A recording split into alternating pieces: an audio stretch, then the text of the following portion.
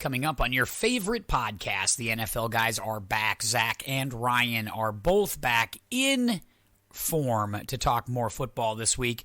Going to get into a number of things. We've got some essential questions we want to get to. Got to get into a little race to the bottom, which is a little bit of a different segment, a little twist on the Elimination Chamber. Yes, don't worry. We will send a team to the Eliminator tonight, but we thought we should examine some of the really bad teams in this league. And maybe record alone isn't enough to predict who's really the worst team in the league right now. We also get into Zach's best bets, the apology segment, and of course, our power rankings at the end of this one tonight. So it's week 8 of the podcast. Can you believe that? Week 8 of the NFL season. It's Zach, it's Ryan, and it's coming up next on the podcast.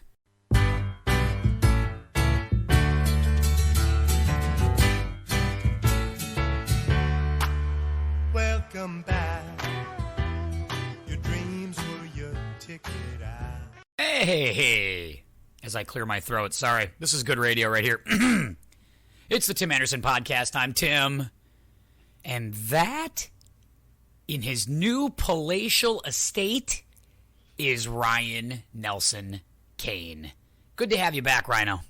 Good to be back in the now soundproofed office space that I have separate from the rest of my house. You sound good. I'm glad to hear that. Yeah, you sound good.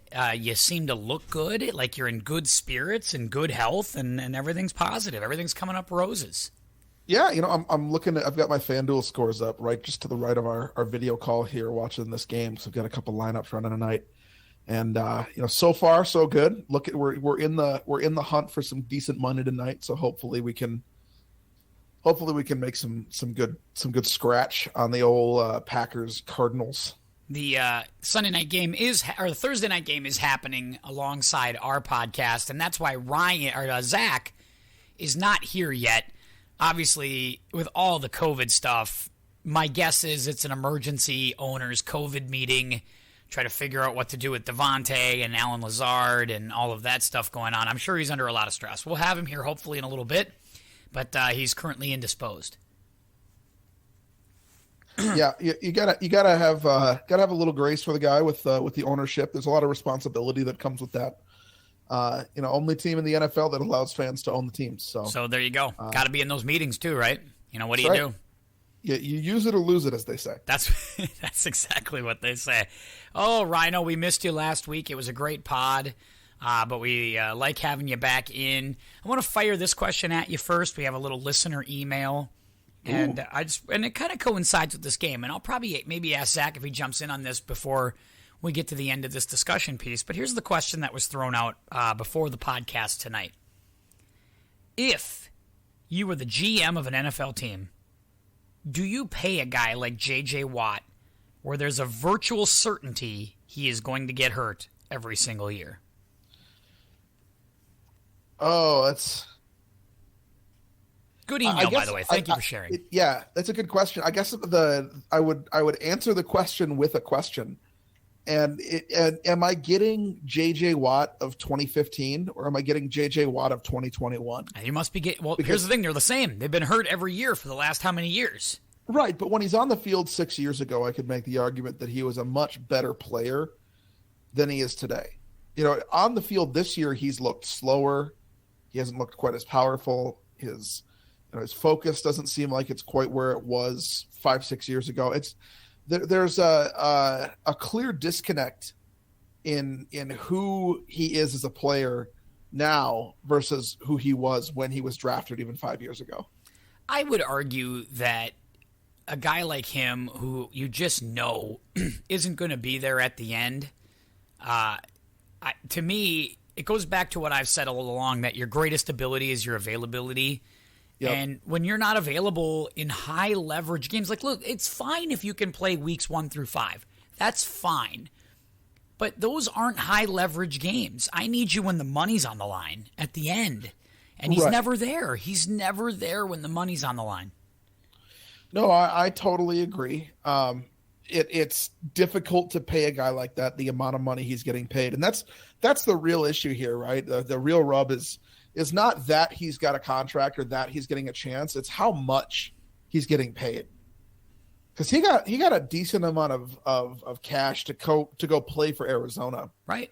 And now he's gone, right? It's one thing if you're Arizona and you trade a bunch for DeAndre Hopkins, who is on the field every game, who rarely misses, who's always at the top, the top of the leaderboard as far as wide receivers go. But then you go and you pay J.J. Watt kind of, he's not getting paid top money for a defensive end, but he's getting paid decent money for a defensive end. And now he's not available, and it's consistently a problem for him. I understand, too, that, like, injuries happen, right? Like, guys get hurt. These things happen. But there is a trend if it's happening to you. Like, now we're starting to worry about that with guys like Saquon Barkley and Christian McCaffrey, and you're starting to go, like, I don't know if we can count on these guys. Like, I don't know if these are the guys you want to hitch your wagon to. And San Francisco's made this mistake. They're like, oh, man, they must have a lot of bad luck. Or they got a bunch of glass Joes over there, or they got a bunch of guys who can't finish seasons. Well, and if you look at the difference for me with a guy like Saquon, a guy like Christian McCaffrey, and J.J. Watt's 32 years old. Right. Right? We always hear about how for every player in the NFL that has retired has said there comes a point when your body just can't handle this anymore. And you talk about a guy like Saquon and a guy like Christian McCaffrey, and sure, they may be usage injuries. They may hit that wall sooner because of how often they're used as players, but they're not in their 30s yet. Right. Right? They still may have the ability to heal a little bit better and a little bit faster than someone like J.J. Watt. The guy's 32. He's played in the NFL for 10 years. And he's played well. Has he finished a season in 10 years? I mean, like, honestly, how many seasons has he been in there in week 16? Week 17? That's a good question. I don't actually know off the top of my head. However, it hasn't been any of the last three. That's for sure. Right? But he has not finished any of those.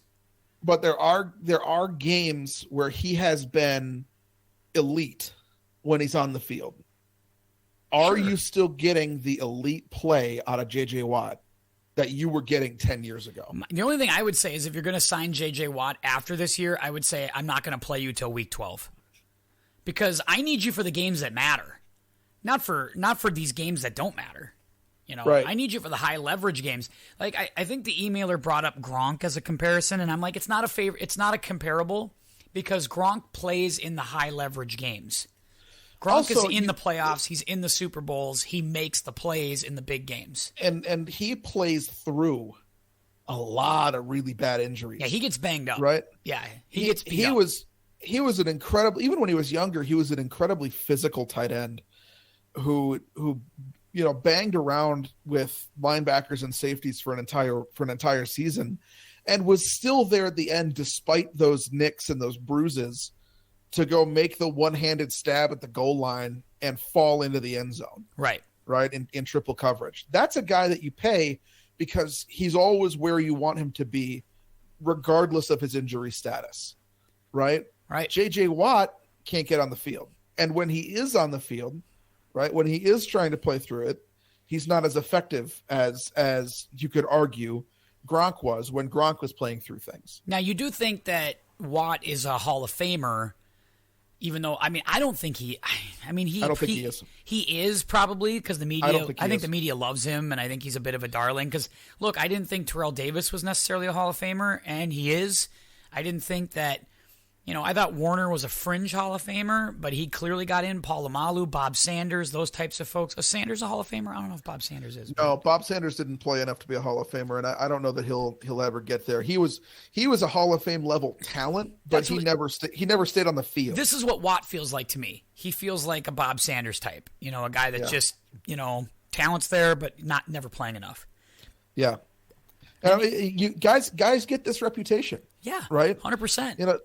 You not to the same talent level, but you look at a guy like Carson Wentz, right? Yeah, Wentz is getting this right now for sure. It's the glass Joe of the NFL. We're going to start giving that award out every year. Like he's the who's the glass Joe of this league right now? It looks like it's guys like Wentz, it's Watt. Anthony Barr comes to mind as a guy that's just glass, can't get on the field, can't stay on the field. Yeah, and I mean if you can't get on the field, that's obviously a problem. But it's the on and then off, and the on and then off that becomes a real issue for me, especially because you look at a guy like JJ Watt, and yeah, if he's on the field, you expect him to be a certain thing, right? You expect him to be a certain way, but he's not that guy anymore. No, right? That's not him anymore. So it makes it really difficult to justify calling him an elite player when he's on the field. Did he used to be elite? Yeah, and you could have called him elite when he's on the field. Now he's kind of he's slightly above average. He knows the game, and that's great, and that's valuable as a veteran, but he's no longer an every down player. And that's a difficult spot to put a team in. Totally agree with you. I've never been a big Watt guy. And again, another season he doesn't finish. And it's just, if you're a GM, you start to ask these questions like, yeah, we'd love to have him, but what's the point? I don't believe he can finish a full season. I just don't think he can. And this is, again, why I think they're coming under fire in San Francisco. They got a lot of guys like this. They got a lot of glass Joes. They got a lot of guys that can't finish. And, Raheem Mostert, that guy's hurt literally every year. This year he decided to get hurt in week 1. Normally he waits till week 5 or 6 to get hurt. And this year he decided, I'll just go ahead and rip up the ACL right away here. And they had Jerick McKinnon, who missed 2 consecutive years. I mean, that stuff kills teams. And it feels like the Niners have done a lot of that. Like, they're just getting these guys like, man, I can't believe we got him at this price. Well, yeah, because they're made of glass. Look at Garoppolo. Yeah, guys that just can't stay on the field. And you can have the greatest team in the world on paper, and if guys aren't healthy, it's just not going to work out, right? Right. The best example I'd point to is I think that if you asked anybody, the 1998 Vikings are probably the best team to never win a Super Bowl, and look at the injuries they had on defense at the end of that year. Had a lot. They would. Right? I always tell people, even if they win that game, Gary Anderson makes the kick, they're dead meat in the Super Bowl because they had nobody. They were the walking wounded on defense. John Randall was hurt. I mean, they had multiple injuries at the linebacker position. I think that one of their safeties was hurt too. You can't win in the NFL if your guys aren't on the field. And you hope that enough guys. We talk about winning the war of attrition a little bit because every team goes through this, but you try to catch teams at the right spot and you try to hope that your guys stay healthy. But at the end of the day, if your guys aren't staying healthy, then that season might be lost. But you look at these organizations like San Francisco, now like Arizona, which was, is basically Houston Texans West now. And especially teams like Houston and Indianapolis and Philadelphia and Pittsburgh, these teams that have really good pieces where guys just can't stay healthy. Right. And you wonder what can you do about that? Like, injuries happen. But that doesn't seem to happen to really good teams. Well, right? It's about picking your spots, right? Like, I mean, you got to, like, how do you, there's a reason why Thomas stayed in the league as long as he has. He doesn't get hurt. Yeah. Guys like him just stay upright. They figure out how to, like, they do whatever they got to do with their body. They do whatever they got to do in their off-season training regimens. Whatever it takes, they figure out how to stay on the field. And there's definitely a skill to learning how to take a hit, learning how to give a hit, learning how to tackle, and learning how to be tackled in ways that are not going to hurt you. Yeah. Right? Barry Sanders was notorious for this, right? You never felt like Barry Sanders. This is before your time, Ryan, but Barry Sanders never took a flush hit. Never. In a decade. As a running back, never missed time. Just never missed time. Always played at the hardest position to play in the NFL. Just never missed time. And I'm familiar with Barry Sanders. I've watched plenty of Barry Sanders. But that's also because you talk about guys like him who were willing and able to run out of bounds. Yeah. Right? And old school guys give guys like him a lot of crap for that. Right? You heard a lot of guys like Jim Brown saying, like, oh, he should take the hit. Right? You should take the hit. But guys like LT, LaDainian Tomlinson, Tiki Barber and Barry Sanders, not to put them on the same playing field. Those are all great examples of guys who just stayed on the field. Those are good examples. But they all had kind of the same skill to be able to avoid the crushing hit. Yeah. Right. They all had the ability to take care of their bodies beyond the general conditioning and exercise and flexibility. It was, I'm not going to take the hits that I don't have to take. Right. There was no pride there. And wow, you've what a got catch. to kind of, what a sick catch. It's not a catch. Oh, is he out of bounds? Oh, I think he's out of bounds. It's a hell of a one-handed grab there. It was. Yeah. If he could have got that other foot down, that would have been a great catch. We're talking about Mercedes Lewis's almost touchdown. Sorry, we get distracted. But yeah, you're right. He's out of bounds. Point is well taken on all of this stuff, though. I mean, and this all starts with J.J. Watt. But, I mean, we've had this conversation about other guys, and it's just time to, I agree with you. I think it's a skill to stay on the field. Yeah, fluke injuries happen. Guys get hurt. Concussions happen. Fluke injuries. Tom got hurt that one year. Everybody takes a hit. It happens. But when it's year after year after year after year, it starts to become more of a trend and more of just that's what you are. And there's something. We talk about establishing a pattern. Correct. Exactly. And I just think we start to see 2, 3, and 4 and 5 years with J.J. Watt. That's a problem. You're starting to see 2 and 3 years with Christian McCaffrey. You're seeing 2 years now with Saquon Barkley. And you're like, 2, 3 years with Anthony Barr. And you're starting to see okay, these are starting to be things. Well, the thing what I'll say about a guy like Saquon, right, is he tears his ACL last year. Right. Yep. Difficult injury, but it traditionally, right, in the past, we've seen guys like that. You get an ACL injury, you come back, and the next year isn't really your year. Right. It takes a year to get your feet back under you, and you'll probably have some nagging stuff that happens that year. Soft tissue, rough injuries. His is an ankle. Things like that are going to happen when you're coming back from an ACL. You hope they don't, but we know that they will. Right. A guy like McCaffrey, I start to wonder and worry that his is a repetition overuse stuff, right? That you wonder how much tread is on the tires because he's carried that offense because he catches 100 balls and he runs, Right. Yeah. He's forced to take more hits. Right. You might be onto something there. And I said the same thing about there's 2 colleges that they produce really good talent, but you wonder how much tread is on the tires when they come out, and that's Wisconsin and Alabama. Right For running backs especially. Now they produce great talent. I'm not saying these guys are bad, but the longevity has never really been there for the majority of their talent that comes out. Right? You look at Wisconsin. A guy like Monty Ball should have been better in the NFL, but he comes in and he's got no tread left in the tires. Right? You look at Alabama. I worry he might have sucked. He might have sucked at the NFL level. I don't know. I maybe he just wasn't very good because Jonathan Taylor looks amazing. Jonathan Taylor looks amazing. You're absolutely right. But you wonder, this is only his second year. You wonder how much longer he's going to have. Yeah, right? Henry seems like he might be Superman. Derrick Henry might just be out from another planet, right? He might be the unicorn of the whole thing, right?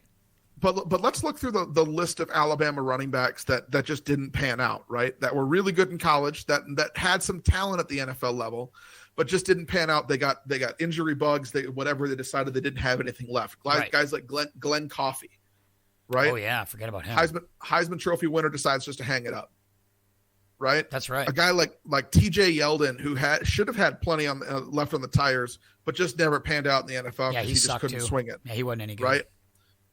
A guy like Trent Richardson, who looks really good in college and can run the ball, clearly has the vision. He was supposed to be the NFL Henry. and comes to the NFL, just doesn't have anything left. Right. No extra gear. Yeah, he sucked too. So you start to wonder how many of these guys are just losing that level of tread at the college level. Right. That's possible. Right. But you wonder now if that's changed a little bit. I mean, yeah, those are the 2 pro teams, right? The pro systems, the power running game guys. Not necessarily these spread guys. Those are kind of they're sort of the throwback teams in this world of spread and throw it 50 times, that kind of thing. You wonder if that plays into it a little bit. All right, Ryan, good stuff. I appreciate you on that one.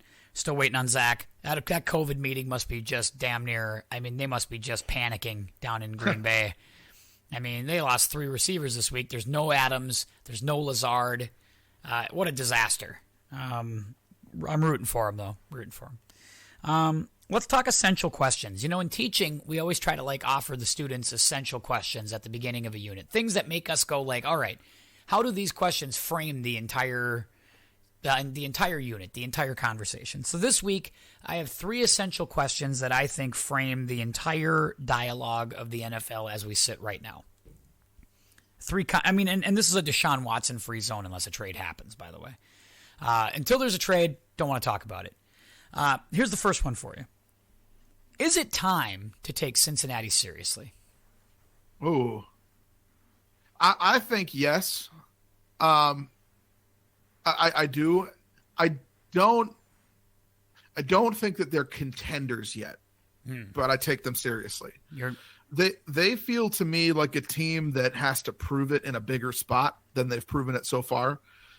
I don't want to say it's easy to win regular season games because it's not easy to win regular season games. Especially on the road against Baltimore. That's a hell of a performance. It's a really good win.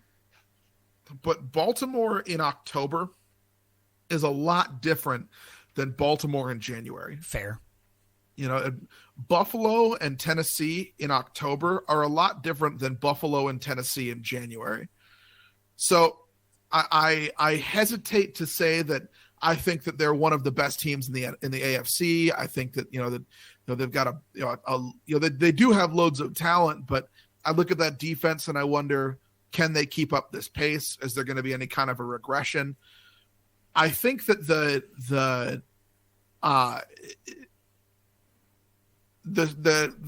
qualities are there that you look for in really good teams, but the consistency is what I want to see. Right. And that only comes with time. So I'll say yes and no, that it's time to take them seriously, but I don't know if I would take them too seriously yet. Way to not hug the fence, Ryan. There you go. I like that. Way to just pick a side and go for it. No, I'm just kidding. You know what I liked about Cincinnati? I liked the fact that they kind of took my theory, right? And I don't think it's my theory. I think other coaches have subscribed to this theory that if I have a top 5 pick, I'm not taking a lineman. I'm taking a top-notch skill guy. I'm taking a corner. I'm taking a wide receiver. I'm taking a quarterback. I'm taking a linebacker. I'm taking somebody who is a skill player who is going to help me right away, a D-end, something like that. I am not taking an offensive lineman or some nose tackle. I don't even want to take a running back unless they're freaking Barry Sanders, right? Right. And I love the fact that Penei Sewell was there and they were roasting Cincinnati. The experts were. They're roasting Cincinnati for not taking Penei Sewell. They took Jamar Chase. And everybody's like, what are they doing taking this receiver? Burrow's going to get killed. And they already have T. Higgins and Joe Mixon. They need a lineman. That's working out, isn't it? No, I agree. And you could look. Joe Burrow got killed last year. We know Absolutely. Joe Burrow got killed last year. We don't need to rehash a whole year of conversation about the Bengals offensive line. But you go out and you sign Riley Reif, put him at right tackle. You go out and you pick up a left tackle. You kind of reassemble and patchwork offensive line. And look, you don't have to have the Dallas Cowboys offensive line of the 1990s to go win in the NFL right now. No. Right? You got to have an average offensive line who's going to give your quarterback enough time to win as long as you've got a decent quarterback. Right? That's what you got to have. You don't have to overspend on the offensive line. And you especially don't have to overspend on singular offensive line draft picks. And I think that that's the not just the thing that you're getting at, but the real lesson here is just like you don't draft specialists, right? You don't draft kickers and punters. You should not draft kickers and punters. You shouldn't draft offensive linemen in the first round unless they are the absolute singular need that you have on your team. Right? Or if you're in a position in the draft for that. Yeah. Right. A top 10 pick should not be an offensive lineman, in my opinion. I've said at least I said top 5, but if you want to argue top 10, that's fair too. There is so much talent you're talking about the 10 best players that are supposed to come out of that draft every year, right? The 10 best. Are any of them offensive linemen? Is there any offensive lineman in the NFL right now that you could argue should have been in the top 10 of their draft class? I can think of one off the top of my head. And I go a step further just to say, like, a top when was the last time an addition of a top lineman won games like right away, like translated instantly to wins? I don't even think Orlando Pace could say that, right? And I don't think certainly when they were taking guys like Eric Fisher and players like that, like for the Chiefs, no way did those guys account for wins. Meanwhile, you look at Jamar Chase, and we could argue Jamar Chase is like responsible for 2 or 3 wins for Cincinnati. There are games he radically changed that game on Sunday. Yeah, I would argue that the Quentin Nelson pick in Indianapolis was one of those immediately changed the tone of an entire offensive line and made them better and won some games for them when he came in. He's probably he's the one I think that I would have taken in the top 10 because he's just such a nasty Iron Man. Like I'm going to go out there and completely change the culture of anywhere that I go. But everyone else, I would say, had to develop, had to take some time and learn the pace of an NFL game. And look, you're up against who I think are the best athletes on the field. Like we can talk about, wide receivers and running backs and corners and safeties and linebackers. They're great athletes. Let's not take anything away from them. But you talk about a 6'6", 285-pound man who can run, a 4.40, and you're talking about the average defensive end in the NFL. Right? Right. That's insane. Those are freaks. Right? That's who you're up against coming into the NFL. I would rather have a guy who knows what he's doing and sign some veterans and get some development talent in the NFL rather than, waste a draft pick who's going to come in and shoot all of his confidence against guys like that for the first 3 years of his career. You know what I mean? Right. It doesn't make any sense to do that. It's the when conversation. You can go get a wide receiver. And it's the conversation we're sort of having in Minnesota about Darrisaw, right? Because as much as you love the skill players that we have around and it made sense to take Darrisaw where they did, you sit there going, man, a playmaking linebacker or a playmaking corner could really do a lot for us right now if we had one of those guys, right? Or if we had a rush defensive end who could make some plays, get some extra sacks and help the team. You wonder if that wouldn't make a difference too, or a high-end tight end, that granted Irv Smith is hurt. You can't predict that when you're drafting, but you start to look around and you're like, there were pieces we could have had here that maybe could have helped us. And you signed Patrick Peterson in the offseason. You signed Bashad Breeland in the offseason. You don't think those guys are going to be, the best tandem in the NFL, but you don't need them to be, no. Right? You sign a guy who's a veritable all-star in Patrick Peterson, right? That's a legitimate, very good corner that should be starting for almost any NFL team that he's on, right? Right. That's a guy that you go get and you say, we'll make it work with the other side of the field in the slot. And you bring him in for the culture. I will say, on the Darrisaw conversation, the offense looks immediately stronger when he's on the field. You're right. It just took too long for us to get him on the field. Right. Right. And look, you think he's going to be fine after the groin surgery that he had going into the draft, and you take the chance on it, and you end up waiting a few weeks for him to get out there. Right. And Rashad Hill should not be an NFL tackle. Like we saw that week after week. The guy just gets blown off the ball, 5 times a game. You can't have that at your left tackle position. And Darrisaw doesn't have that. He immediately changes the culture of that offensive line. I'm not saying he should have been a top 10 pick. That's not what I'm saying. And he ended up being in the right spot. Change. It's more like 18th, right? We took him, 18th or 22nd or whatever it was? Somewhere in that range. Which I don't think is – that's not malpractice to take a lineman in that stage of the first round. I really don't have an issue with that. It's just you start looking like if you're the Lions, for example, and you take Penei Sewell and everybody applauds the pick. And I'm not even saying I don't applaud the pick of Penei Sewell. I'm just saying – if you're Dan Campbell and you're like the Bengals took Penei Sewell and you get Jamar Chase, are you 0-6 with Jamar Chase? I don't think you are. Like, I think that guy wins you a game or two. No, I don't disagree with that at all. I think that obviously you want to go get you want to go get a guy that's going to be franchise changing, right? Granted, Jamar Chase and Jalen Waddle went right before Penei Sewell, but Devontae Smith is still on the board there. Right. Yeah. Micah Parsons is still on the board there. Justin Fields and Patrick Surtain are still on the board there. And those are all guys. Matt Jones is still on the board. when you take Penei Sewell. Are you telling me that you couldn't find someone who is maybe not as good as Penei Sewell on tape, but someone who's serviceable later in the draft instead of Penei Sewell, and you take any one of those guys at the 7th pick when they took him, right? You don't mean to tell me that defense wouldn't be immediately improved if they take J.C. Horn, Patrick Surtain, or Micah Parsons, right? Zaven Collins, Jalen Phillips. Like you look at all of these guys who are making an impact on the teams that they're playing, and then you get Penei Sewell, who he's a good player, right? He's not great. He's a good player, right? But he got schooled by Everson Griffin in the game that they played against Minnesota that I watched, right? He got schooled in 2 or 3 of these different games. Is that an impact that you want your top 10 pick to make early on in his career? Yeah. And now granted, he could be a great lineman, right? He could end up being freaking Randall McDaniel. He could end up being one of the great linemen of all. It's very possible that he could be one of these guys. I'm just saying, do you have time if you're a team like that in a top 6 pick in the draft? Do you have time to wait for that? Or do you need a high impact guy, a high leverage guy? And I credit Cincinnati. I really believe that they're in the position they are in because the last 2 years they said, screw it, we're taking skill guys and we're surrounding our quarterback with skill players, guys who can make things happen.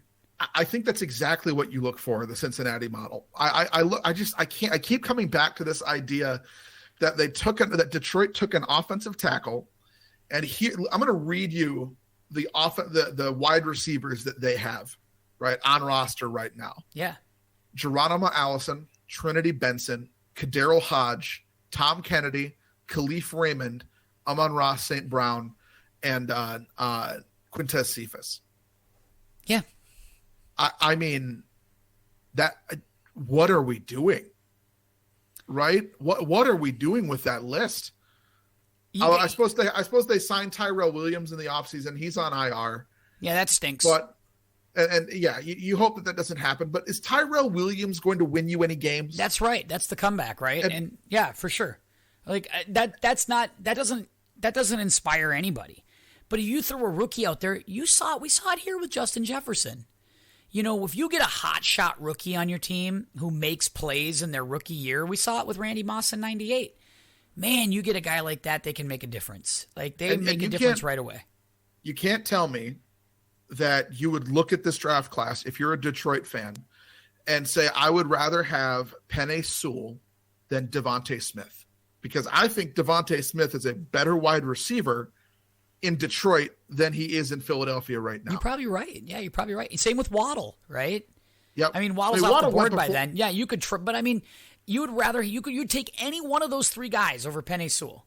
Any one. Right. It didn't matter who fell to you. You could sit there and go, we're going to take any one of these 3, whenever the 3 is still on the board when we pick at 6. We're taking one of those guys. Yeah. No, absolutely. I totally agree with that. So that's essential question number 1. I really think what the Bengals did this offseason is playing into what we're seeing right now. A 4-2 team. Is it 4-2 or 5-2? I think they're 5. Are they 5-2 now? Yeah, 5-2. I think they are. They've played, and they could easily be 6-1. They're a couple of missed field goals away from beating the Packers. That's true. They've played some pretty inspired football. Haven't laid a lot of eggs. They've been a tough out. And, I'm not ready to anoint Zach Taylor as the next great coach in this league. But but talent can do a lot. Yeah, they've stayed the course, and they've built the team. And they look like this is now the offseason for some of these teams that are in our race to the bottom segment later. They need to look around, and they need to say, like, how do we get good quickly? Yeah. We might need to look at the Cincinnati model and say that's how we get good quickly. Essential question number 2. This is one for you too. And we may not get Zach tonight. I hope we get him. But it might just be you and I tonight, buddy. Which is fine because we did Zach and I alone last week. So maybe that's how it should be. I'm double dating. Here we go. Do we need to consider Kansas City a bad team? Oh. Look, I think this is going to be a preposterous statement, so I need you to bear with me for just a second. The Kansas City Chiefs, to me, have a lot of 2020 Minnesota Vikings to them.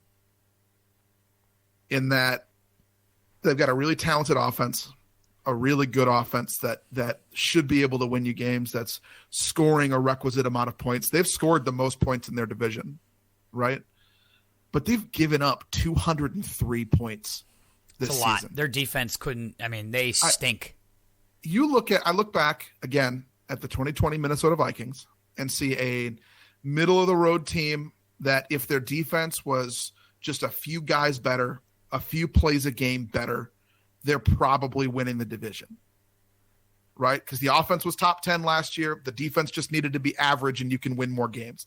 Kansas City, to me, is a similar team where the quarterback right now is trying to do too much, right, to win games because he knows how many points he needs to score because his defense just isn't doing anything. Daniel Sorensen, their safety, is giving up way too many big plays in the grand scheme of things here to be considered successful. And that whole defense is a problem. They're not getting pressure on the quarterback. They're not stopping the run. They're not stopping the pass. Anyone gets anything they want against Kansas City right now, and everything becomes a shootout. You just have to outscore that offense. Right. Right? And you get 3/4 of the way into a game, and all of a sudden you've got Patrick Mahomes, throwing lollipops up, just trying to make a play, hoping his guy comes down with it. That doesn't win you much. Right? So I think do I think they're an untalented team? No, but they are a bad team. To answer your question, they're a bad team. There's a stink on this team right now. There just is. And that sometimes happens, right? There's just for whatever reason, you don't come back the next year. I mean, this is the Super Bowl hangover, like that we thought that happens to losing Super Bowl teams. That really does happen where and they've put so much into their last 4 years. Think about this. They're a D4'd offsides from being in the Super Bowl 3 years ago. They're in the Super Bowl 2 years ago. They beat Garoppolo. They're in the Super Bowl last year. They get beat by Tom. But in that Super Bowl, there's all kinds of nonsense that happens around the team, right? There's the Andy Reid's son situation. Yep. That's drama. That creates all kinds of stuff. Then his offensive line absolutely implodes in the Super Bowl, and Mahomes has to run 58,000 miles across the field just to survive, gets his ass beat.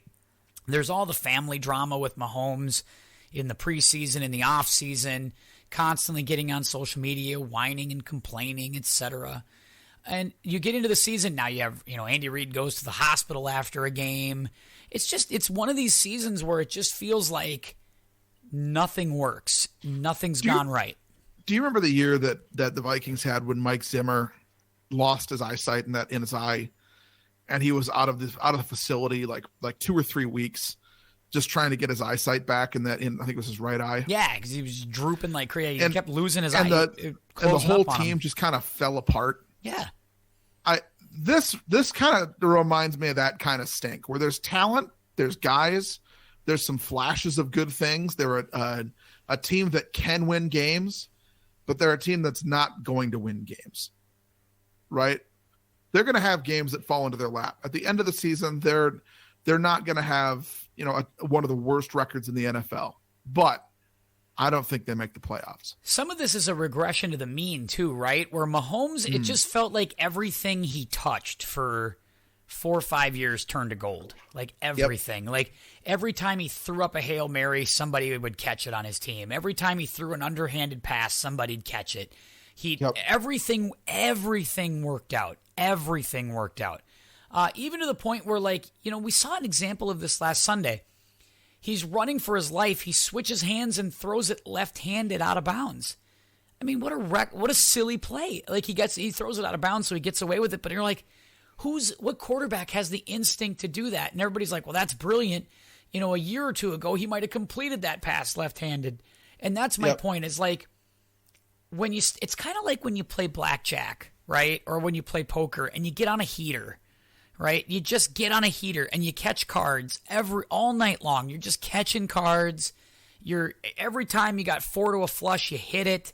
I mean, it's just a run, and it doesn't happen very often, right? It doesn't happen. Eventually, you ride the heater out for as long as you can, But eventually the cards get colder, and it's not because you forgot how to play cards. It's just a regression to the mean. We're like, finally it's averaging out. Do you think it's just averaging out for Mahomes? And like, this is the year where, you know what, the NFL gods say, you know what, we're going to take a little back. Yeah, no, I agree. The regression argument is probably the better one that I've heard. That, Zach brought this up too a couple of weeks ago on the pod, that, it was kind of an unsustainable level of play, right, for Mahomes for a majority of what he was doing, right? He was making some absurd plays that eventually they were going to come back to get him. And you hoped that wouldn't be the case, right? That he could continue to be magic because it's fun to watch. But, right, let's be honest though. If you really knew what you were looking at, if you were really watching the football games that we had to watch here, you knew that this wasn't going to be sustainable, right? We all came from this with a sort of wishful thinking that Mahomes was going to be that good forever, that he could have been one of the greatest of all times, and he still could be. But this year, we're going to get his bad year. Right. And every quarterback kind of has one of these years. You're right. Yeah, absolutely. Tom has had years where you're like, is this it for Tom? And then he battles back and he has a big year. Rodgers, we were saying this before last season, right? A lot of people were giving me shit in the fantasy football draft because we took Rodgers, and he ended up having one of his best seasons. It's because we had seen this decline or this regression to the mean, and we're seeing it a little bit with Russell Wilson, and it happens, right? Because you get so hot so quickly, you can't. It's an unsustainable thing. You're going to have a year where teams figure you out. You're going to have a year where teams start to kind of solve the puzzle, and you got to readjust. And finally, we're in that readjustment spot. Yeah, no, I don't disagree. I think that the best thing that they could do is, go out and try to win a couple more games, but understand you're in a division that's going to be really difficult to win at this point. It's not a super close division right now. I mean, if you look at the teams that are around them and above them, obviously you have the Broncos, but the Chargers are going to win a bunch of more games. They're a really good football team. The Raiders are kind of surprising this year. They could implode at some point. They got the Bud Kilmer theory going. What are you talking about? The Varsity Blues Bud Kilmer theory. It's real. The coach is gone and they rally around. Look, I'm saying they could, right? Instability is the death knell of team sports. And certainly they could continue this pace, right? I have said enough about the Raiders and been wrong this year, and I've already apologized to them. I'm not saying anything negative about the Raiders. I'm saying that there was some instability this year, and that can happen. I'm waiting for if the Bears fire Nagy, then we can really test this Bud Kilmer theory. I mean, I really think that'd be something. All of a sudden, the team rallies around Fields, and they become this dynamite team. Just do it after the Vikings play the Bears, please. I'd like for that not to be a thing this year. No, I'm a fan of just let it ride right now, but understand that you're probably not going to do a whole lot this year if you're Kansas City. I'm going to do a quick essential question number 3. Let's answer this one fairly quickly, and then we'll get to the race to the bottom in the apology segment. No Zach tonight. He's just confirmed that meeting has run long. It's very stressful. He seems to be under a lot of stress. He'll file a full report with us next week. So we're sorry about that. Ryan, Tom Brady threw his 600th touchdown pass in his career. Oh, here we go. Now, the big story was kind of the fan who had the ball and gave the ball back, right? Or there was some sort of negotiation for that. Let me ask you this. If you caught an important piece of sports history, do you just give it back to the athlete, or do you keep it and demand some sort of ransom for it? Oh, I'm going to get skewered for this, but I give it back. And I'll tell you why. Yeah, it'd be really easy to stand there and say, I'm going to need $100,000. Yeah. And I would probably tell the equipment guy, like, look, I would appreciate something from him for this, but I'm not going to demand anything. If I were to say anything, it's I'd like to meet him, shake his hand, congratulate him on the game, and give it back to him. Maybe myself. get the game worn jersey. Yeah, maybe. But I'd like to say I want to give it back to him myself. That's my fair. I think that's pretty fair. That's reasonable. And I want to sit there and say, you earned this. I didn't. And maybe this is a kind of a weird take from a guy who I ain't got a lot of money. Yeah. And you get handed a lottery ticket. The easy answer is to say, well, yeah, I'm going to demand as much as I can get out of that. If I can get 50 large, I want 50 large. Yeah. And if he's willing to offer me that for the ball and thank me for giving it back to him, great. If not, I mean, I got to hand the ball that Tom Brady threw his 600th touchdown pass back to Tom Brady and tell him good work. Of course, you wouldn't do that because you hate Tom. You loathe Tom. Does some of it depend on who the athlete is? I think it does, but I don't loathe Tom Brady the way you think I loathe Tom Brady. I have a ton of respect for Tom Brady, right? And I think for me, the real reward in that moment in my mind, the reward for me is that I'm a part of that moment now. Yeah, that's true. Right? Yeah. And we talk about the ball that was handed back to Tom Brady. I'm the guy that gave it to him. You can put that all over your Twitter. Right. And I'd take a picture with him. I'd say, I got to meet Tom Brady tonight. He signed something for me and gave it to me. Tom's a stand-up guy, right? We're not going to sit here and pretend that Tom Brady is going to be like, hey, thanks for the ball, man, and walk away and do nothing. Right. That's not that. Historically, that's not who Tom Brady is. So yeah, while I would love to haggle and say, you can have it back for 100 large, or you buy me a house, do something like that. No, that's what douchebags do. Right. Right. I'm not going to be a douchebag about this. That's not my moment. Right. You know what I mean? It's not my ball. I didn't work 20 years for that ball. I just went to a football game. That's fair. Right? No, you know what? I think that's admirable. I give you credit for that one. I kind of I'd want to see if I could get some cash. I'm not going to lie. Hey, that's fair. I'm not disparaging anybody who would say I want to Gonna need that lotto ticket. Gonna need it. But somebody who says that I would hold it hostage for as much money as they're willing to pay for it. Yep. That's a D-word move. It does feel it feels slimy. It does feel slimy. But at the same time, I'd be like, what do you think's fair? You think 10 grand's fair? I would just be happy to say that my hands were on that ball. I held that piece of history. My hand was on Tom's ball. I don't put it like that. I held that. Why not part put of it history. like that? I would put it like that. That's exactly it. I would say that if my demand would be this, let Tom sign that ball. Yep. I want to sign it too. Ooh, so it can end up in the old. If it ends up in Canton, your name's on the Canton football. That's right. I want to sign it too.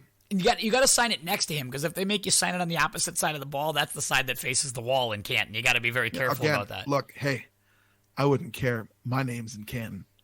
You know what I mean? Yep.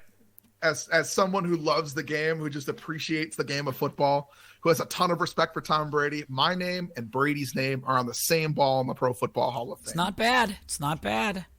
I like that. Time for the apology segment. This is where we either apologize to a team or we demand an apology on behalf of somebody else or ourselves for something that has happened. And I'll start.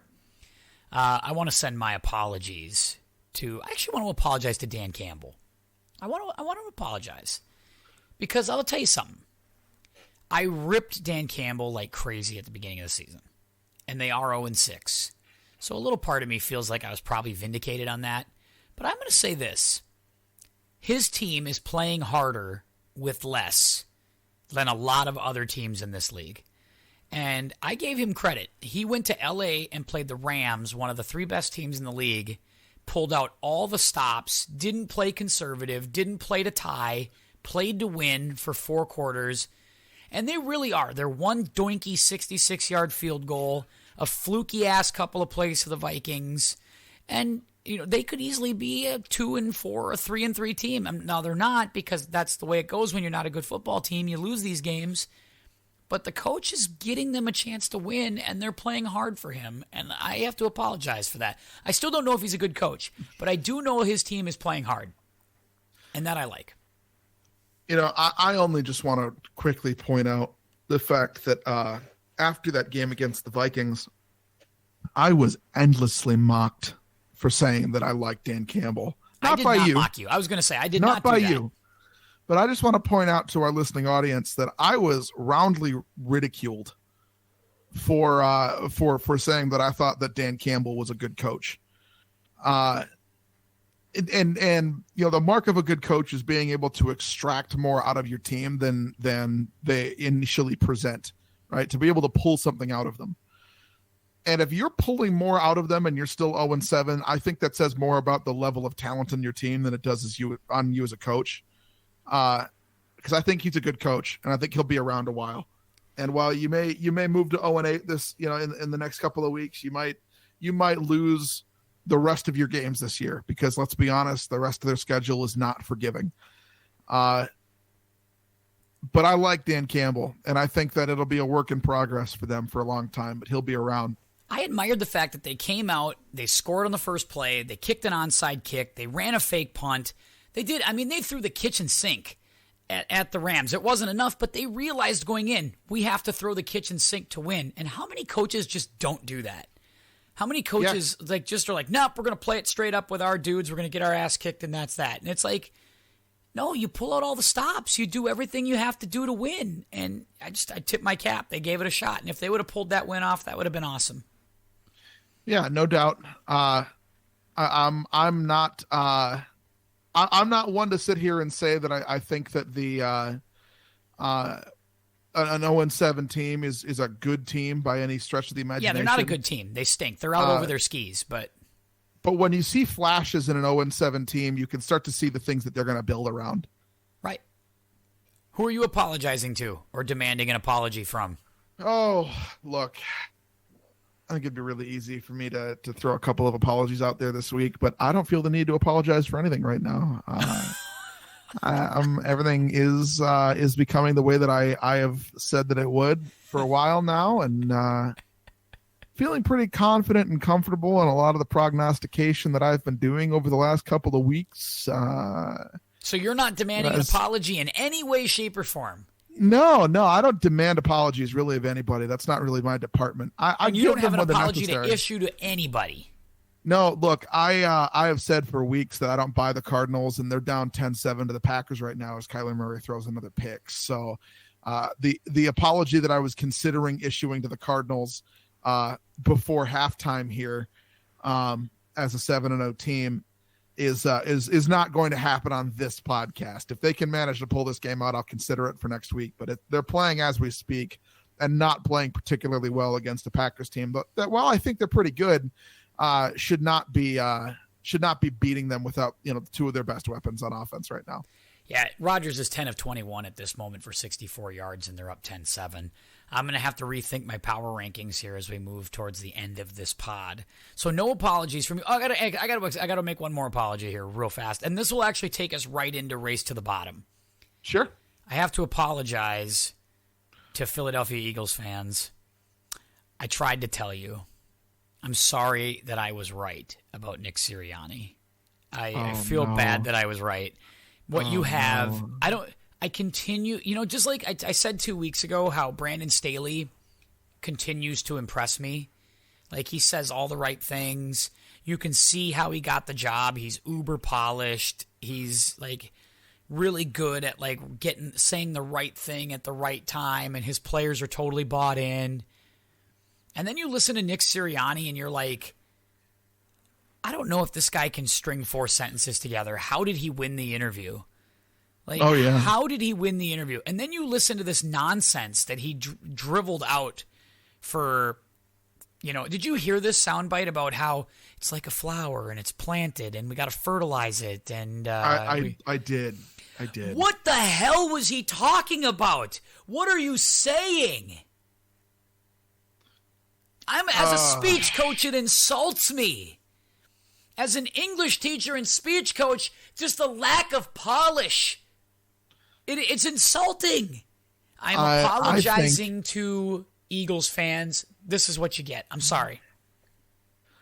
Look, I'm going to be honest with you. I have to I do have one apology I have to issue. I have to apologize to fans of the Chicago Bears. I came into this season talking up Justin Fields. You did do that.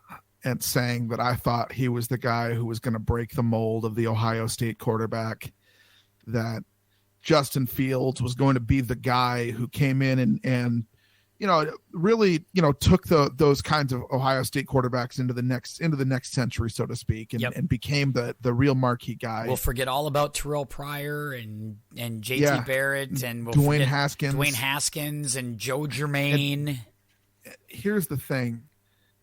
This guy stinks. He might stink. He's not a good quarterback right now. And look, that could change. A guy like that can develop. He can get better. Yep, but he stinks right now. But as long as Matt Nagy is the coach in Chicago, I think he kind of stinks. There's no flash yet, right? We haven't seen the flash that we're looking for. We're not seeing that like sweet half or great drive or something, right? We're not seeing it. This pains me to say because I spent 3 years cheering for Justin Fields in Ohio State Scarlet and Gray. I watched him, hang half 100 on Clemson in the playoff and cheered the entire time. This guy's got some Zach Wilson to his game. And that's not a good thing.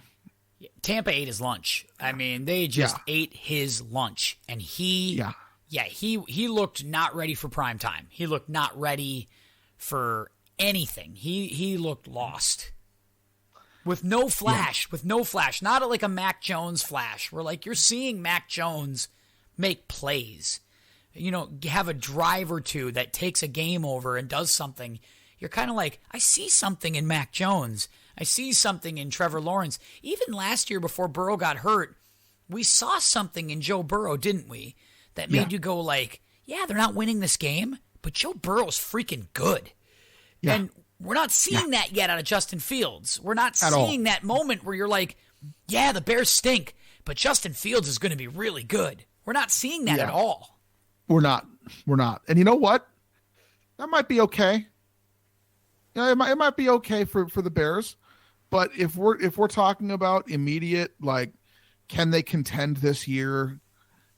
Are they going to be able to beat a whole bunch of teams with Justin Fields at quarterback? I'm sorry, Bears fans. I apologize. I think the answer is no. Look, and we'll talk about this in Race to the Bottom a little bit. Yeah, let's actually make our transition right to that. Let's talk Race to the Bottom. Yeah. The 3-3, the 3-4 teams, there's very different feels for this. We were talking about this a little bit this week, right? Yep. That the Bears right now, where they're sitting at 3-4, feels a lot different than the Vikings at 3-3. Right. Right. Or even the Colts 3-4. Right. Like, what are you more optimistic I'm talking about like in the conference, right? Like if we're going to talk about who's making the playoffs, right? You know what I mean? The 3-4 of the Bears at this point, does it feel much different than the 3-4 of the Carolina Panthers? Doesn't really. In fact, you almost feel more optimistic about Carolina because, I mean, who do you like? Actually, no. Let me take that back. Carolina sucks. Like they stink. They have fallen apart. Yeah, those two teams stink. Like if you're asking me who's better right now, Atlanta or Chicago, it's Atlanta. And we eliminated Atlanta week 1. Yeah. Atlanta looks way the better team. For sure. They absolutely do. And you look at, like, so right now, if you're looking at the NFL standings, the NFC standings, you've got your 4 division winners. They're all 5-1, 6-1, 7-0 if you're the Cardinals. The Rams are 6-1 and the Saints are 4-2. There's your top 6 teams. Yep. Those teams are locked in. I'm going to run through some teams here because Minnesota's sitting in that 7th spot at 3-3. Yep. Right. I think they're better than the Falcons. I think they're better than the Bears. They're better than the Niners, and they're better than everyone else in the NFC East. Yeah, they might make the playoffs, but they suck. No, that's my point, right? Yep. This 7th team, I think that year in and year out, the 7th team in the NFC, AFC, might just be the cannon fodder team. right? Until we get the sort of parity that allows for 14 really good teams in the NFL. I think that 7th seed is just cannon fodder for the 2nd seed. Because I'll tell you right now, Minnesota could turn it on. They absolutely could. But they're not on the same level as a team like the Saints.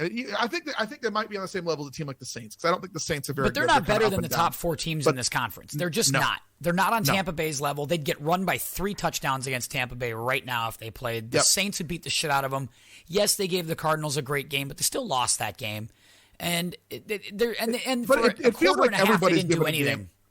It feels like everybody's giving a good game to the Cardinals right now. Right. They're just playing in tight games. But the Rams look like they'd kick their ass.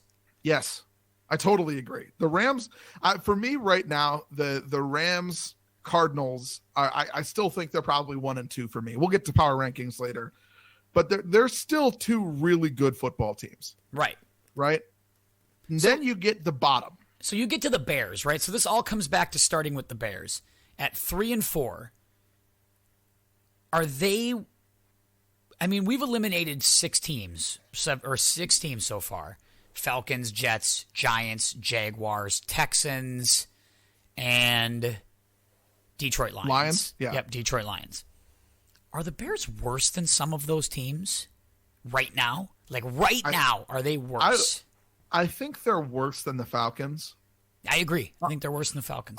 Other than that, I don't know if there's another team I would say that they're worse than in that list. Are they worse than Miami, though, at 1 and 6? Like, we haven't eliminated Miami yet, and that looks like the odds-on favorite this week. But are the Bears worse than Miami? If they played each other tomorrow, who wins? Oh, this is the race to the bottom segment. We're gonna put these bad teams up against each other and figure out who do we like. This is the tough part, because I look at the Dolphins, and that defense is just atrocious. Right? They can't stop a nosebleed. But they've also scored more points than the Bears have this year. That offense, while kind of anemic, they've scored more points than the Bears have. Yeah. How bad is that Chicago offense? By the way, they're averaging 20 throws a game in Chicago. Yeah. So much for that dynamic offensive genius. And it's not like they're devoid of talent. Like, Allen Robinson's a good player. Darnell Mooney's a good player. Although Darnell Mooney dropped like 3 huge passes late last week. I agree with you. I'd still take him on my team, though. Like, if you're the Lions be sitting there going, boy, we could really use either one of those 2 guys right now. Like, either one of those 2 guys would make our team way better. Do you think that Chicago is better than Detroit? See, that's the thing. I think Chicago has a win over Detroit this year, right? I think they've beaten Detroit once. You feel like if they played again tomorrow, I feel like the Lions could win that game. Yeah. Now the Bears have already beaten them, so they don't have to apologize for that. They've already beaten the Lions once. But do you feel like the gap between the Lions and the Bears is that much? Do you think that the Bears are better than the Texans? Yeah, see, I think the Texans have at least played competitively. Not the last couple of weeks. They've gotten the shit beat out of them the last few weeks. But before that, they were hanging. I can't name a whole lot of teams that would get as much hung on them and score nothing as the Bears did this week against Tampa. Yeah, the Bears were totally cheeks. They were awful. There was nothing that they could do this weekend against a beat-up defense, too, by the way. Yeah. A beat-up defense that you came in knowing that you could throw the ball against, and they couldn't do anything. There was zero creativity offensively in Chicago this weekend. Yeah, but that's just it. And Bruce Arians had, this was like wiffle ball. Like, at no point did he feel like even challenged as a coach. Like, they were doing anything they wanted to offensively. Yep. Just whatever they drew up worked. Everything worked. Right. There was no curveball to their offense this week. Staying with our race to the bottom. The Eagles, the Washington football team, and the Giants are all 2 and 5. Now, we've already eliminated the Giants. Yep. Are the Eagles and the Washington football team, though, worse or as bad as the Giants? They have to at least be as bad, right? This Eagles team sucks. Yeah. Look, and they might be the worst coached. They might be the worst coach. Sirianni sucks. He's a terrible coach.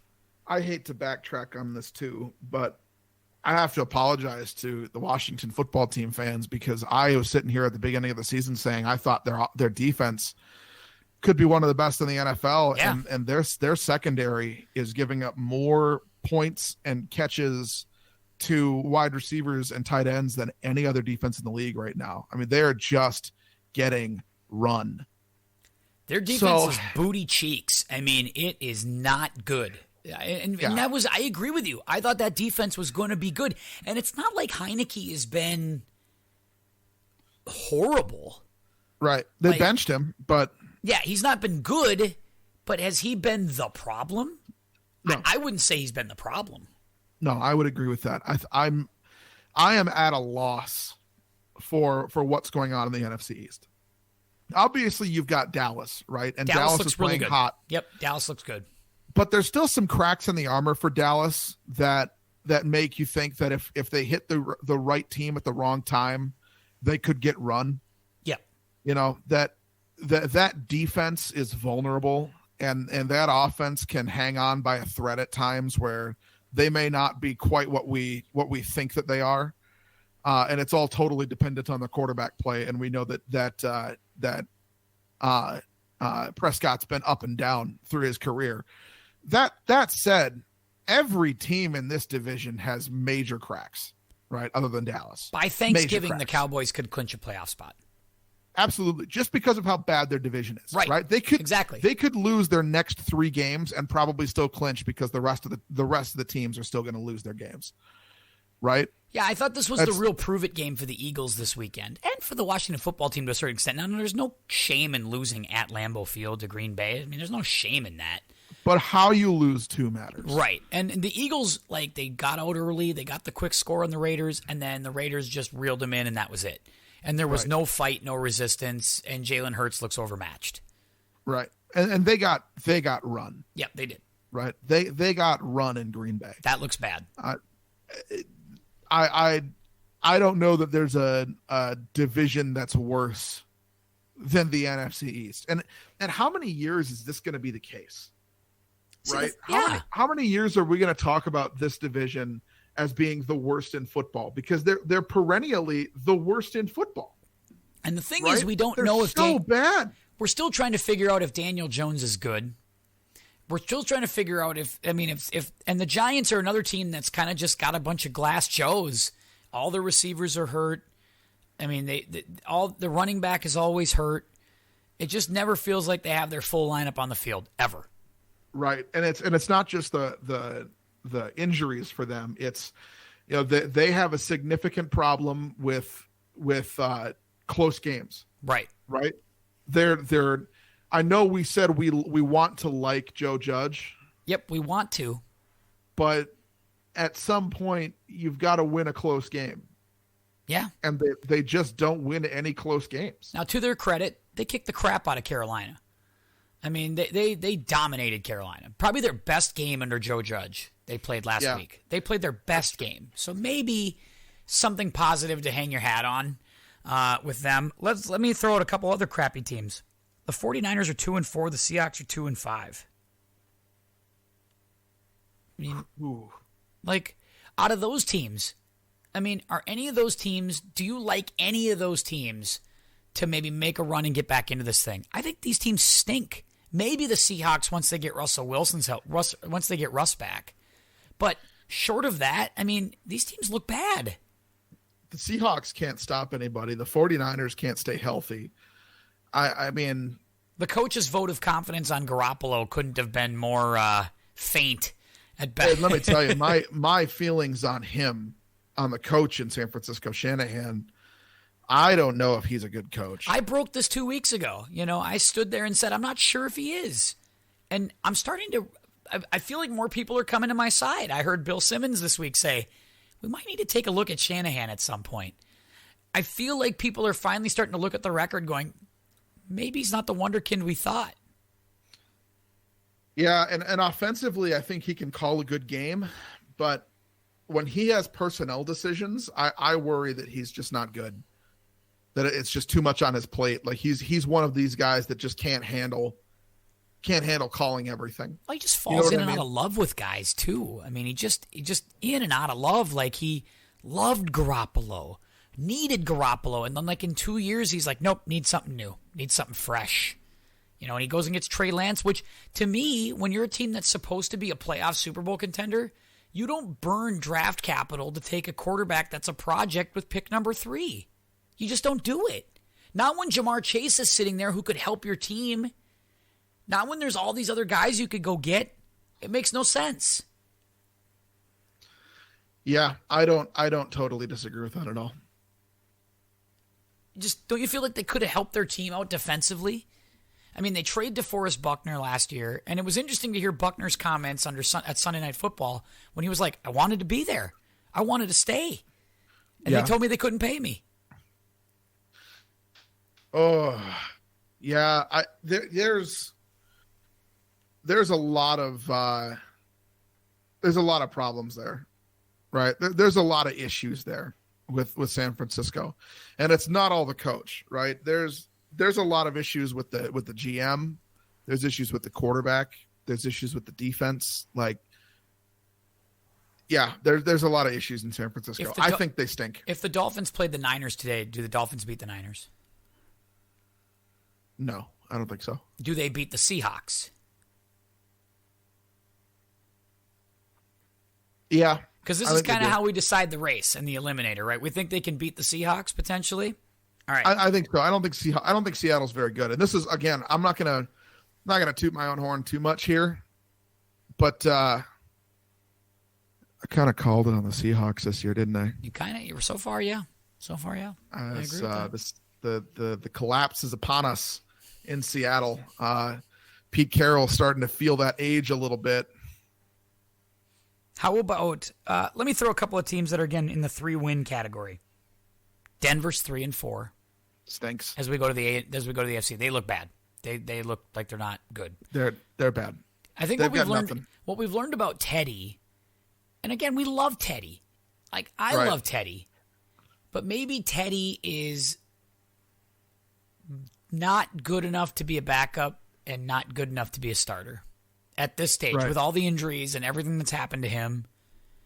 Maybe he is like the 3-game stopgap guy. And that's all he is. Like he can't be a guy for 16 games. There's no shame in that. Yeah, he could be the best backup in the NFL. He could be Frank Reich. You know, he could be the greatest backup in the history of football. But I don't know if he can be a starter. I think it says a lot that Sean Payton didn't want to bring him back to be a starter. Yeah, that he rolled with Jameis and Taysom Hill. Yeah, I think that says a lot. Because if anyone can pull anything out of a quarterback like that, like he kind of fits that Drew Brees mold a little bit, right? Not exactly the biggest arm, takes care of the ball, kind of a pop gun sort of quarterback. He fits the mold of a Sean Payton offense. But if Sean Payton says, nah, that's not my guy, it's kind of a red flag for me. I get that.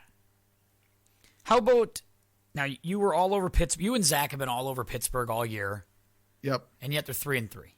Yep. I mean, here they stand yet again, a 500 record, and seemingly playing a little better. I mean, a little better, not a lot better. We can admit that, but they're clearly not. They're a notch above this level of teams, right? These garbage teams, or are they not? I think that they're. I don't know if I would say they're a notch above. I don't know is the answer for them, because they're so inconsistent, right? They have games where they look like they're one of the best teams in the NFL, and then they come out and they can't move the ball more than 5 yards downfield. Right. And it largely depends on how old man Roethlisberger wakes up and feels that day. And I don't know if you can run an offense that way, right? You have to be able to trust that your quarterback's going to be able to step out onto the field and win week in and week out if you want to be a good team in the NFL. And if you're not consistent, you're not good, right? That's you have to be consistent to be good. So I'm hesitant to say anything along the lines of I think Pittsburgh is a good team, or that they're a notch above anybody, because should they beat all of these teams? They should. Talent wise, On paper, they should beat every single one of these teams. But could they go out there and lose in a horribly embarrassing fashion to all of these teams? They absolutely could. Can't argue. You're probably right about that nasty injury in the Arizona game. As we kind of keep going here, there's a big stoppage there in a 17-14 game. Hopefully everything's all right on the field. All right, Ryan, let's do a quick Tito. I don't know who to really give this to. A lot of blowouts last week. Not a lot of great fights being put up by a lot of teams, although I think the Tito goes to Detroit. I think they were Tito Santana last week. I thought they gave a hell of a game to the Rams, and then they put them over at the end. It was a really good effort. It was a good Tito game. I don't disagree with that. I think that if you're looking for another sort of Tito game, Denver makes sense. Yeah, Denver. That Browns team though is so depleted. Yep, but you find a way to win, right? You go out there with the broken neck and you manage to throw the stunner and walk off with the belt. You just get put over with the last minute, right? You get out of the ambulance, you go win the game. This is your classic lie, cheat, steal match that the Browns just they raked the eyes late. They threw some powder in the eyes of the Broncos, did whatever they could when the ref wasn't looking. Yeah, the leprechaun comes out from under the mat and just happens to beat them down. As they outside interference. Somebody came in, did a run in while the ref was distracted. Hit him with a chair, and that was the end for the Broncos. That's right. They put him over. That's right. I love it.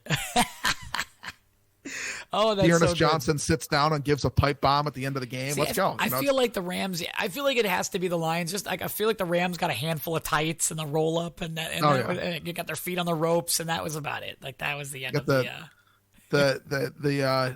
old Lions got the walls of Jericho there at the end of the game, and that was it. Oh man, it's tough break. So we go there. Let's go to our power rankings. It's just you and I this week, which kind of makes up for the fact that, Zach and I were just too agreeable last week. So I wonder if maybe this helps offset that a little bit. I'll let you have the first honor, though. Number 5 for you in the power rankings. Sure. Well, my number 5 team is going to be the only AFC team I have on this list. Wow. That's the Tennessee Titans. I think the AFC, as competitive as it is far and away worse than the NFC this year from everything that I've seen.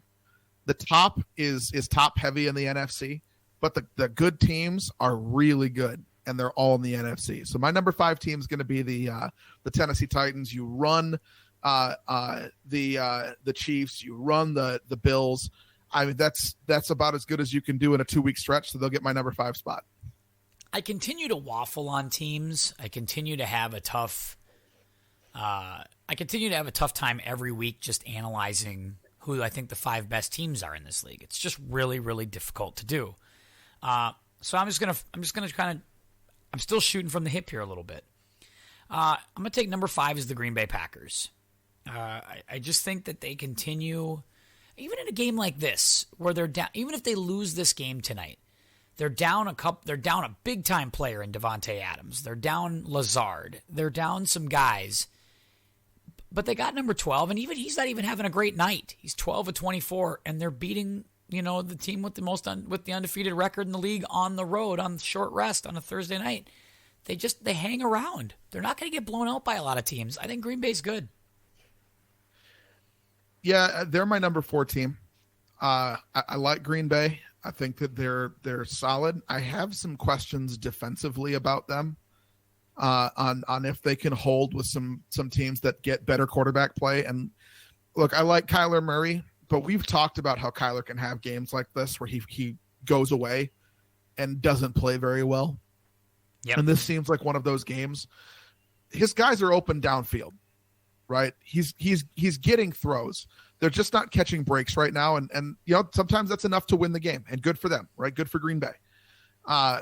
But I wonder right now if they're just catching Arizona at a good time. And I don't know if I buy Green Bay, just like I don't know if I buy Arizona at this point. But I'm willing to be proven wrong. They're still my number 4 team, so I'll give them the spot. My number 4 team drops 2 spots, even though it was a tough loss. And I still am not 100% sure that Cincinnati is better than Baltimore, even though they had a convincing win. And I tip my cap to them. It was a hell of a victory on the road. I'm kind of with you. I feel like when the money's on the line in December and January, I'm still taking Baltimore. So I'm going to take Baltimore still at number 4. I have Cincinnati, I think, as my 6th best team in the league or 7th best team in the league. They're right there, but I feel like there's still a better resume with Baltimore, and I guess I'd still rather have Lamar Jackson in December in a big spot than I would Joe Burrow at this stage. And I still like the coach better. If you're asking me who's going to scheme and come up with the right game plan in December, I'm going to take John Harbaugh over Zach Taylor right now. That's, again, I don't want to take anything away from that victory, but I still think 9 times out of 10, I'm going to take Baltimore. Yeah, I would agree. And you got the 1 out of 10 last week, and that's okay. You don't have to apologize for winning that 1 out of 10, but I think I'm with you on that. My number 3 team, I've been waffling on my top 3 for the past 30 minutes as I watch this game and think about it more and more. But I'm going to go with the Arizona Cardinals at number 3. I understand they're 7-0. I have to put them in the top 5 at 7-0. I didn't when they were 5-0. I didn't have them in my power rankings. 2 weeks ago when I did this podcast with you last. I have to put them there because I'm trying to take this seriously, but I still don't buy them at all. I don't think they're a great football team by any stretch of the imagination. They're a good football team, and they've won some good games. But you can't sustain winning close games every week. You're going to lose some of them. And when you lose, I'm going to learn more about you than I will when you win. And I don't know anything about them yet because they're winning games. You don't have to apologize for it, but you're not winning games in a way that makes me say, yeah, I think that if you went back through the schedule again, you'd win all of those games again. My number 3 team is the LA Rams. I think the Rams are really good. They do have that nice win over the Bucs. They do have their only real blemish is to the Arizona Cardinals, which is probably the Cardinals' best game of the year. But I still think this Rams team is good. I know that they were in a fight with Detroit, but again, you got a kitchen sink game out of Detroit. I mean, you got a game of desperation, and you hung on and you won. So like that's what you got to do when you don't. I mean, it's still the NFL. These guys are still professionals. They still get paid, and you're going to get everybody's best shot. They got Detroit's best shot, and they still won the game. I still think the Rams are going to be a tough out.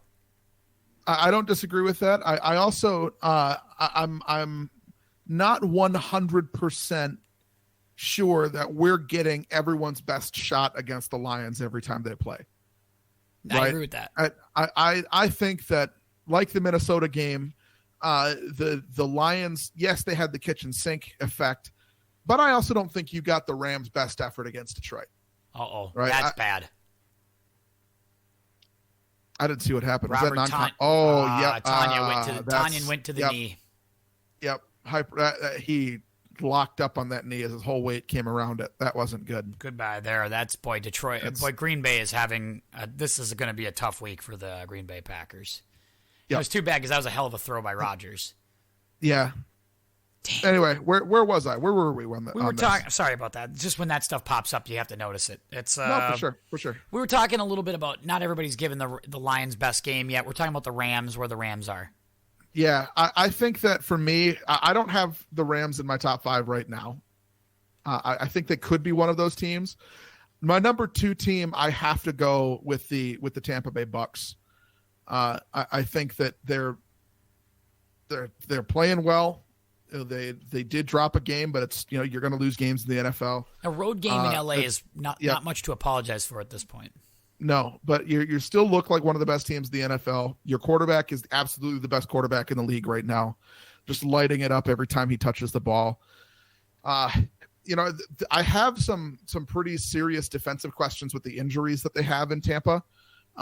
Their secondary is super beat up. I think they're on their 4th or 5th string corner. I agree with that. On the right side. So they've got some pretty significant injury issues over there.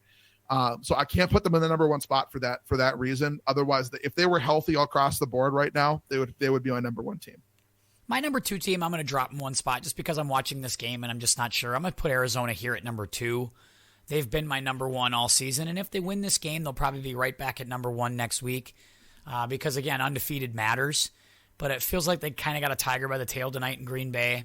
And if Green Bay wins this game without, with all the injuries and all the COVID, that's a huge feather for Green Bay and a tough loss for Arizona.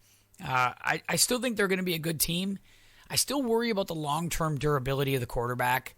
I still wonder, if Kyler can stand up in Week 16 and make big plays and be the leader. Not sure that that's the case yet. But again, to be the man, you got to beat the man. And right now they're 7-0. So I still like them. I still think they're going to be there in the end. I just wonder if they're a Super Bowl team, but they're definitely in my top 5 right now. I have them at number 2. My number 1 team, no surprise if you've been listening to the podcast, right, is the Dallas Cowboys. How healthy can you on say defense. that when they play the Vikings this Sunday? What are you going to do with yourself? Healthy on defense, very strong on offense. They're playing consistently, which is what you want. My concern with them, and every team has concerns, right? So, Nobody's perfect right now. You're going to get positives and negatives out of me on all these guys, and it's so tight between not just these 5 teams, but the other teams that we've mentioned that aren't on my list that you might think might be on my list, right? So the teams like LA and Cincinnati and even like Vegas probably should be in someone's top 5. They're just not in mine for this week. But Dallas gets my number 1 spot, despite the fact that I think that defensively they're exploitable. I have questions on their ability to stop a true power running team and their ability to go side to side with a team on some stretch running plays. And this is where I think a team like Minnesota poses a significant challenge for a team like Dallas. Is they can move the ball in ways that Dallas is not equipped to handle well, right? I was all over this on Twitter this week. If you're following me on Twitter, I was talking about how you beat a guy like Trayvon Diggs. You beat aggressive corner play with technician route running and attention to detail, right? Technique beats aggression in football, especially on the outside. Because you're going to be able to jab step and move and draw his eyes and play with him a little bit in a way that's going to be able to force him into mistakes. And that's where in the passing game, Minnesota presents a specifically dangerous scenario for a team like Dallas because they have 2 really good technicians on the outside in Justin Jefferson and Adam Thielen, 2 really good route runners, not burners, right? They're not going to beat you deep. They might, but it's going to be on things like double moves and post corners and hitch routes where they're going to lure him to sleep a little bit and then take advantage of some things that they're showing him. And in the running game, I don't know if Dallas can stop a Minnesota running attack that runs side to side the way that Minnesota does, the outside zone. They don't play that well. And we've seen that they can get beat on those cutbacks a little bit. So I have concerns there for Dallas, but offensively, they alleviate all of them because they can outscore anybody. And, they have an easy out here, too, if Dallas does lose this game to Minnesota because Dak, we don't know if he's 100%. He might not play. He might not even play. Yeah, we're and obviously that changes everything if Dak doesn't play, right? I mean, that's the big thing. But if all things are equal, Dallas is, this is a big game for Dallas, I think. They're not Who's their backup? Is it still Ben DiNucci? No, I think they cut him. I don't know who it is, though. I will say, though, that I think the number 1 team is Tampa. Based on just what I've seen. They've beaten Dallas. B, they've ever since that Rams game, they've really handled teams. I mean, they've done everything that they've needed to do. Even in that Thursday night game against Philly, where Philly kind of made a run late, they really toyed with Philly for much of that game, and at no point did you really feel like they were going to lose that game. And again, on a Thursday nights are weird. Thursday night games are weird. Short rests is weird. Players recover differently. They've just managed to figure it out, and now it looks like everything's clicking. Godwin was the guy early, and Gronk. Now Gronk's been hurt, but it doesn't matter because Cameron Brate's starting to make plays. Mike Evans is starting to catch touchdowns. They just got so many guys, and it's work. And Leonard Fournette is playing like a different guy. Like he's playing like the guy we thought that Jacksonville thought they were going to get. He's a factor, like a real factor offensively for them. I like Tampa. I think they're the team right now to beat. No, I don't disagree that they're a really good football team. Like I said, the only concern that I have with them is injuries and how they can hold up down the stretch. Right. And if they prove me wrong on that, they're going to find themselves in my number 1 spot with a quickness here. It'll move fast for them moving into my number 1 spot. But for this week and this week alone, I'm going to put Dallas in my number 1 spot because I think that they're just, by winning the war of attrition, they're the best team in football in my mind right now. Fair enough, my friend. Great job this week, Ryan. You battled. You really battled your ass off. Well done. I'm proud of you. Well, the one-on-one here is tough to do sometimes, but we do get it. We do get it here. Yeah, you and I don't get a lot of one-on-one pods because we got the wife in here for the movie pod, which, by the way, we have another episode of Peak Cinema coming up later on this week. Kind of wrapping up our Halloween spooky month of pods. Watching Halloween, by the way. Watching Halloween. That's going to be good. Yeah, we're going to talk about that classic By John the Carpenter. way, I got some thoughts about that movie. I got some thoughts. I have some thoughts as well. Are those thoughts about PJ Souls or Jamie Lee Curtis? Those thoughts are mostly that I could not stand. Never mind. Save it. Save it. We'll Put a pin in save it. Put a pin in it. It's going to be good. So it's going to be a great pod, and then we'll get into some different stuff in November and making our way through the holiday season on that one. We got Derek's coming up again real soon for another episode where he shoots the breeze with me. We got a couple of weird topics to get into that I think will be fun. We'll have some fun with that soon. We're going to have Zach back in here as soon as we possibly can when he gets out of his crazy owners meeting. I'm assuming that'll be a good thing coming up soon. And don't forget, the Golf Pod returns in January with the Kapalua Tournament of Champions. Cannot wait to get back with Tyus. That is, unless something big in golf happens before that, but that's our plan for right now. Should be another big season, winter of pods coming up very soon here. It should be a lot of fun. Touchdown Packers, by the way. So, again, find us on Spotify, iHeartRadio, Apple Podcasts. Subscribe, leave a comment, share it out. Do everything you got to do. Go to podbean.com. Thanks for all the listenership. October has been fantastic. It's been a great month, and it's all because of you. Thank you, thank you, thank you so very much. So, until next time, for Ryan, this is Tim saying keep your head up, and we'll see you.